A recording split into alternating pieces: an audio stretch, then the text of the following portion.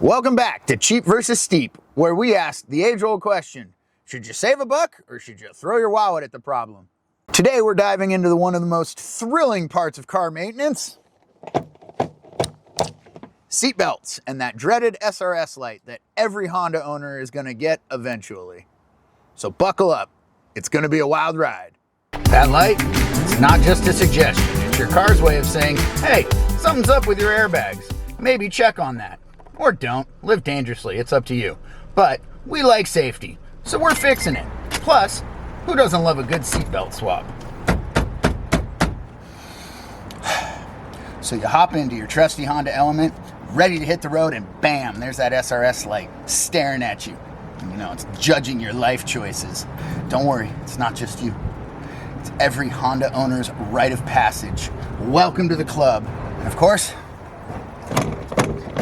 the seatbelt, it's ready for retirement. It's a seatbelt that's seen things like a coffee spill or two, or maybe some snack crumbs that are getting close to AI sentience. Maybe some dog slobber. So, option one, hit up an online marketplace, see if you can find an affordable seatbelt for around $30. There's plenty of them on there, and you can get them in fancy colors, but you know, packaging and where they come from, warranty, any of that kind of stuff, safety, who knows? It's the Wild West out there on those online marketplaces. But hey, technically it works, right? Or you could go the steep route and buy a shiny brand new OEM seatbelt from the manufacturer, wait for them to put it in. You could even try and use your warranty for the Takata airbag and the SRS light. All of these are covered under a lifetime warranty if a Honda dealer has the parts. Some people have provided horror stories online of it taking 6 months to a year and they still don't have any parts. So who knows? There's always a third option. Let's try it. Let's go on Facebook Marketplace and Craigslist and see if someone's been dismantling a car and seeing if they can get the parts out of it. And then we can purchase those, which is exactly what I did. I did verify that these were in fact working beforehand. The seller was a community member here in the Honda Element community, and he was nice enough to actually show me these working with the dash lights and everything from a working car. So these should be good to go. Fun fact, removing the seatbelt out of a Honda Element down here requires about 47 tools, 14 hands, and the patience of a saint. Or you could just try screaming into the void. First things first, you're going to need to be able to diagnose what's going on with your actual SRS light. There's probably 7 to 10 different modules throughout here. If your car has side airbags, there's some in the seats. It really just depends on what's going on with your vehicle. This vehicle right here is a 2003, so no side airbags, no curtain airbags, none of that. The only airbags I have are up here in the dash. What we're going to do though, because there are still some more components, is we're going to hook up a proper OBD reader to this and see what we get. There are some that are a bit smaller that only do some engine diagnostics, so you want to make sure that yours will read SRS codes.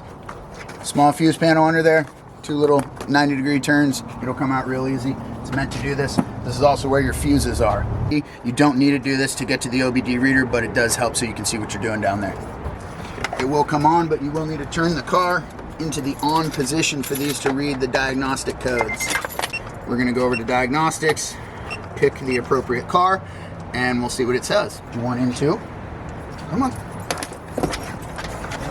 This, folks, right here is one of the best things about a Honda Element. It's got a tailgate, and if you got big dogs, they can get in and out just fine. A lot better than in the back of a truck. Plenty of room back there. Some of these are even dog friendly.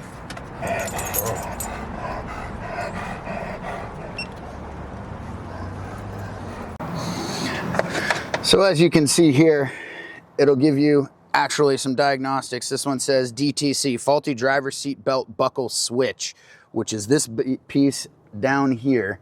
So knowing that, that's what we're going to be changing today. All right, first things first, disconnect your battery. 10mm wrench or socket, however it works best for you.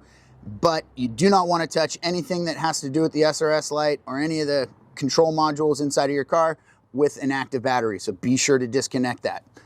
Next thing is next, you're going to need to get these plastic panels off so that you can get to the seat belts. I do recommend some pry tools. Pry tools, little plastic ones. They're called bludgers sometimes. As well as you will need a 14mm socket to be able to detach the pre-tensioner there. Sometimes you may find that it's easier to actually take all 4 bolts out of the seat so you can lean it back and get to the wires that are down there. But I do recommend that you be very careful with all of this stuff. I replaced the seats in here, and I think that's when this got screwed up. I mean, obviously this is 150,000 miles on a 20-plus-year-old car, so anything could be the culprit, but just be sure to be as careful as you can with this stuff.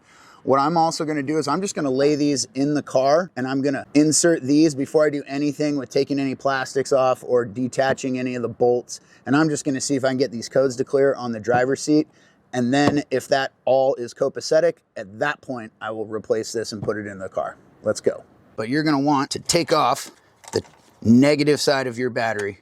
This will, of course, disconnect all of the power from your vehicle. You can leave the positive there.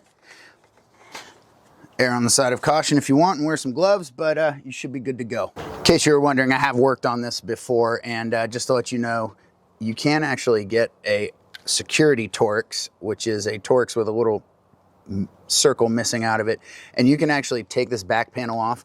I went ahead and I took this apart. There was a bunch of fuzz and human slime in there, and I actually sprayed it down with some compressed air as well as some contact cleaner to see if that would fix this. Tried resetting the codes, they came right back. So the next step is to just simply replace this thing. I was lucky enough to find a good seller online that had these and showed me the car with the ignition on and no airbag lights. So I'm 95% confident that this will work. And he gave me a great deal on all of it and some other parts for the Element. So if you need, look, check your community. There are people out there that will help you out. So let's get it installed. So 3 days later, we had a bit of a discovery. This thing right here, those little pins are different on the 07 to the 03. They're moved just one position. You can see from this little other error that I got here that they're not in the right spot, and it was throwing up a different error code. So I looked at it, did some investigation, and I realized that the wires were in the wrong spot. So what did I have to do? I had to get myself this $20 set from Amazon. You can check the link down below, but these are depinning tools. I don't know if you've ever seen these before. It's a series of different little items. Some are round, some are not. These are for any just generic electronics. They'll work for computer circuits, anything in your car and your engine bay. But if you've ever had the plug on something go bad like this, well, you can go ahead and pull the little wires out of them, pressing a little bit of plastic so you can remove them. And then you can actually either get a new connector or you can repair the one that you got. I had to move my wires from the middle position over to the side. Why Honda inexplicably moved the 2 wires from the 03, 06 to the 07, I'll never know. If you know why they moved it, let us know in the comments down below. I found out the hard way that they weren't going to work. So for me, I was able to move the black and the red wire on this side from the middle over to the side where it is correct for underneath the seat, and it worked. Code cleared away. So now we just need to get this installed and we're back up and running. No more SRS light. 14 millimeter bolt.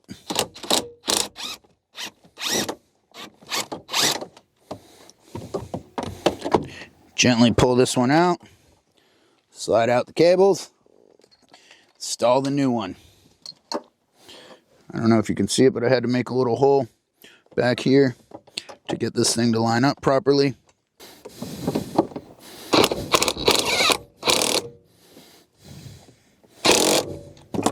Now, this one right here, the way it works is you actually have to pull back on that. It's got a safety mechanism that holds it in place once it's connected. So you basically pull back on this. Here, I'll show you real quick. We're gonna take the one from the 07, pull this back, and then it slides into place, clicks in, and now it can't come apart. All right, put this one back in. All right, we used the scanner, cleared it. Here we go. Let's see if it's gonna work. Is that little dreaded SRS light gonna disappear? It does. Success. The SRS light is gone. It's like when you solve a puzzle and the reward is knowing you're slightly less likely to launch into space in an accident.